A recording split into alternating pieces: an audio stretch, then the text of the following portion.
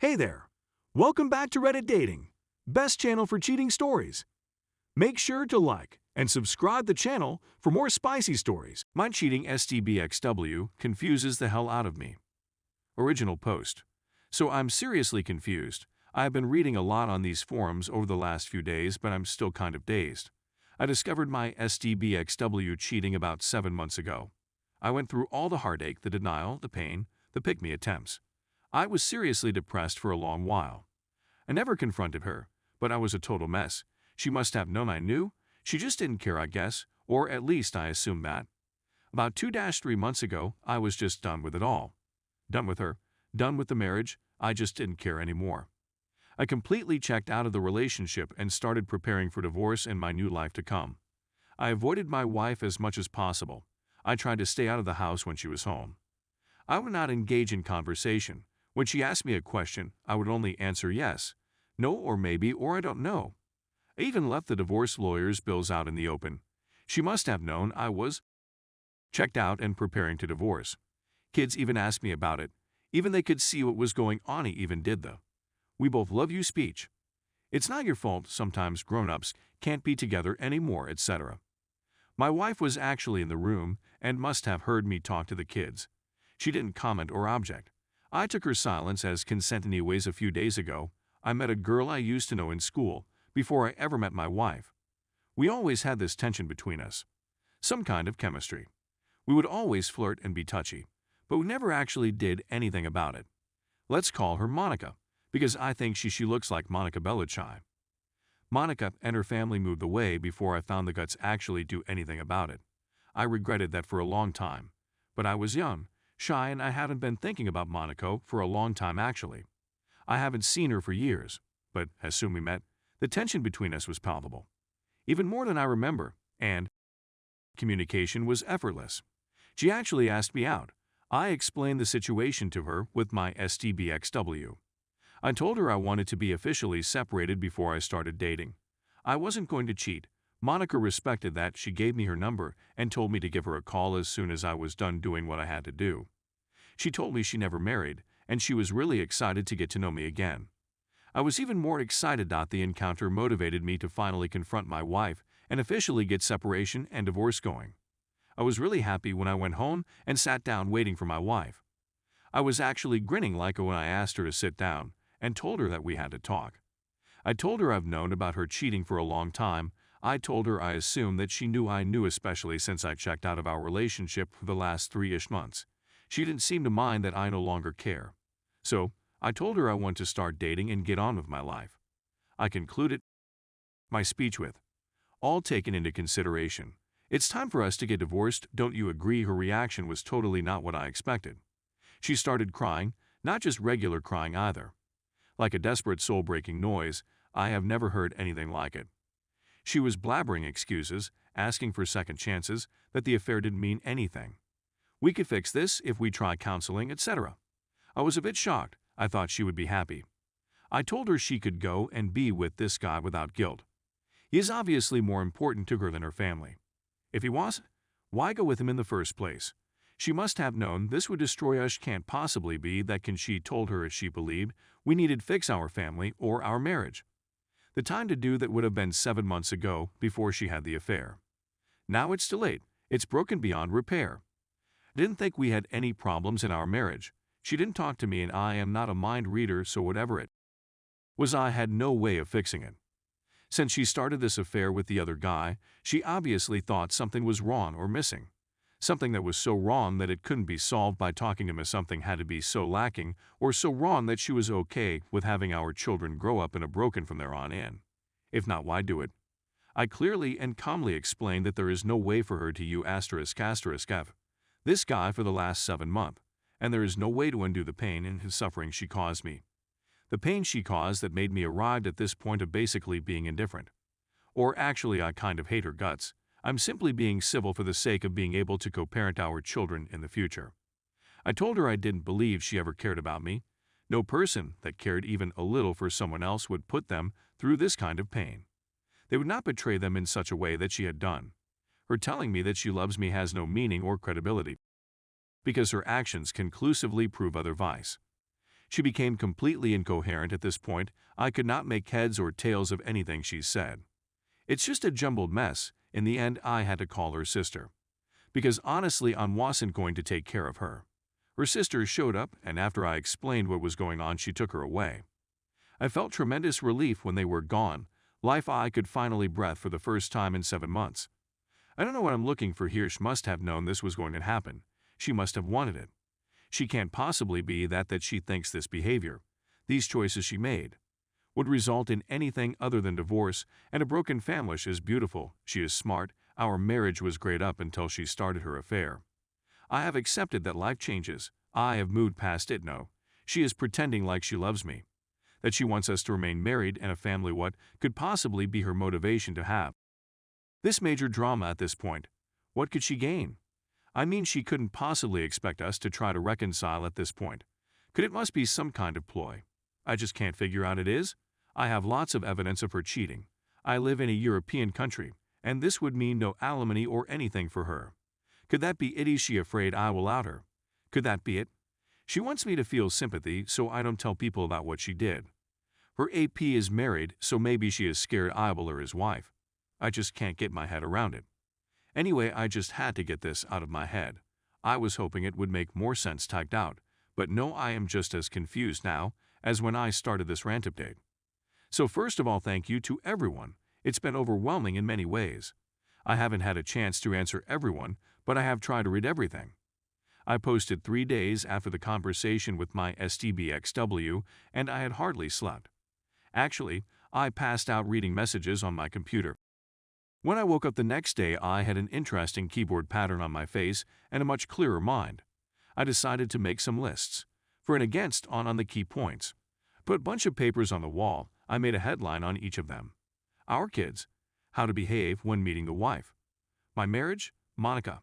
Questions to ask my wife, etc. The final document is too big to retype here, so I will just cover some of the main points. My goal was trying to figure out what core principles I wanted in place and what are the most important things that I wanted to focus on. Then I went through each of those and evaluated whether or not I would actually be able to achieve anything meaningful from it, and what would be a meaningful result in the case I got anywhere. As for the kids, they are my #1 priority. I will increase my efforts to help them deal with this. More individual counseling, family counseling. I will arrange trips and spend more quality time together and make new memories. I will also involve the rest of the family on my side to drown them in love and help them through this. I will also talk to their teachers, coaches, etc. I want to make sure their support system is immediate and everywhere. I got an STI test, and I've also booked DNA testing of the kids. Just thinking they might not be mine makes me very uncomfortable, but I have to make sure for their sake. If they're not mine, maybe there is some medical history they need to know about. What if they want to reach out to the real father when they get older? How will they see me if I don't act now to make sure? Hopefully they are mine, and I will be stressed until I get it confirmed one way or the other. After talking alone to their therapist first, they joined us and we explained everything carefully and let them ask as many questions as they wanted. I repeated over and over and over again that they could come to me with anything. I am their dad. I love them more than anything, and I will always, always be there for them. Whatever they need, no matter what. As for my marriage, I came to the conclusion that I can never trust my wife again. Without trust, it's not possible to have a relationship. I also came to the conclusion that I do not love my wife. I don't love the person she has become. My love for her used a very big part of me, but she killed that with the affair. It totally changed my perception of her. Maybe I could learn to love her again, but to be able to do that I would have to want that. And TBH, I don't want to. Better to end it and get on with our lives. I no longer want this marriage. I don't want our relationship. I don't want her. The part of me that loved her, the part of me that used to feel endless joy and happiness when thinking about her, that now fills me with dread and memories of pain. Actually, any thought of association with her causes me serious discomfort at the moment. Divorce is inevitable, I think, and I want to get it done as soon as possible. As for Monica, I talked a lot to her. I had some concerns based on the feedback I had here on Reddit. Maybe it wasn't such a good idea to jump into a new relationship. He also didn't want to bring her into my mess, and let's face it, my life is a total mess at the moment. She disagreed. She said life is messy. Might as well see how we deal with that together while dating. I found out why she never married. She was engaged actually. Her fiancé died unexpectedly in a work accident almost 5 years ago. This devastated her, and even though she had gone on a few dates since, she had not been able to form a connection with anyone. From her perspective, life is short and you have to take risks whenever a true opportunity presents itself. I explain how I don't want to start anything until after the divorce is official. I don't want to cheat while I am technically married. She agrees and respects that. I also talked about how it could be perceived if we all of a sudden were an item out in the open for everyone to see. It would be easy to try to frame her as the homewrecker. I don't want that, she agreed, and we will wait a little bit after it's official, until we do anything.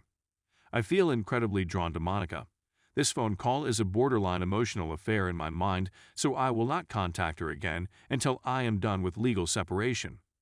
We agreed that I would get my affairs in order and contact her when I was ready, and we would see what we do then. When it came to planning the meeting with my wife, I wrote down some principles on who I want to be. I would make every effort in my meeting with her to try to be that man, the man I used to be before all this. I decided I needed to stay calm. I would make every effort not to be cruel. I would keep in mind that the purpose of this conversation was to move on with our life. The purpose was to be able to co-parent as good as possible for our kids. Still, I prepared a list of questions to try to understand her thinking of how this affair, and also what she was thinking about moving forward. I was not going to be deceitful. I was not going to give her false hope that there was a chance to reconcile just to get a postnup or some benefit in divorce. I have decided to act as fairly as possible. I will divide all assets with her equally. We will have 50/50 custody. Even though she has acted terribly towards me, I will not use her as a role model. I will act so I can stand by my actions today, tomorrow, and 20 years from now.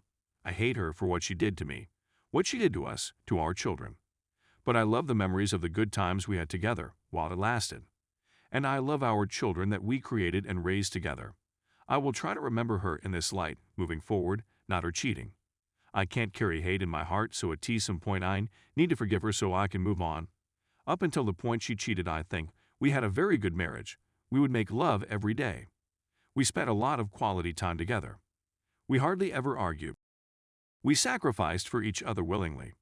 I was actually very open with her up until I discovered her infidelity. I believed she was open with me as well, but now her actions shows this not to be the case. So Saturday came and I went to see her. Her sister had warned me that she was not in good shape. She was not wrong. My STBXW looked absolutely horrible, bloodshot eyes, swollen face, unkempt hair. She looked many sizes smaller than I remember, like she had imploded into herself. I doubt she has slept or eaten much this week. We all sat down and my wife was shaking almost uncontrollably. I felt surprisingly calm. I felt for her obvious pain, but not as a loving spouse. I felt for her pain like I would feel for an actor in a movie I was engaged in. I don't know how to explain the feeling really. It confirmed that I probably don't love her anymore. I just sat there and waited for her to collect herself enough to speak. She started several times, but would break down crying. Watching her, it's clear it's not an act. I have seen her cry many times before, but never like this. I guess people can fake cry, but I doubt anyone can fake the look of crying nonstop for a week mixed with soul torturing and giant bubbles. When she finally started talking, it was like a dam burst. She apologized every second word. Surprisingly, she didn't try to excuse herself or shift the blame to me. Her sister cried as well and would from time to time berate her. It also became clear that her sister had warned her this would happen. Apparently, it's how her sister lost her fiancé a year back. I didn't know that. Her sister's cheating gave my wife a midlife crisis of sorts. She started to think about cheating a lot. In the end, it seems she did. This because she got infatuated, a crush on the guy, and couldn't help herself. She never believed I would find out, or that anyone would get hurt. It was a completely selfish thing. She was apparently very happy in our marriage. She convinced herself that she deserves this fling, and that I probably supported her choice if I knew how happy she was at the time. She convinced herself that this affair would pass, and we would all go back to living happy family lives ever after. She had no idea I had found out, and only when I started to check out did she start to question what was going on. I learned she broke up with the AP about 1.5 months ago. The buzz had started to wear off. She gave me her phone to check, and she had blocked him. When I unblocked him, messages dating back 1.5 months started pouring in. She had been trying to re-engage me in our marriage, but I hadn't shown any interest of having anything to do with her. Up until I sat her down, she was convinced that we would be able to find a way back together, and that we would end up stronger than ever. When she looked into my eyes when I confronted her, she understood that this was probably the end of the line. The reality of it all hit her like a ton of bricks. I tried asking her something.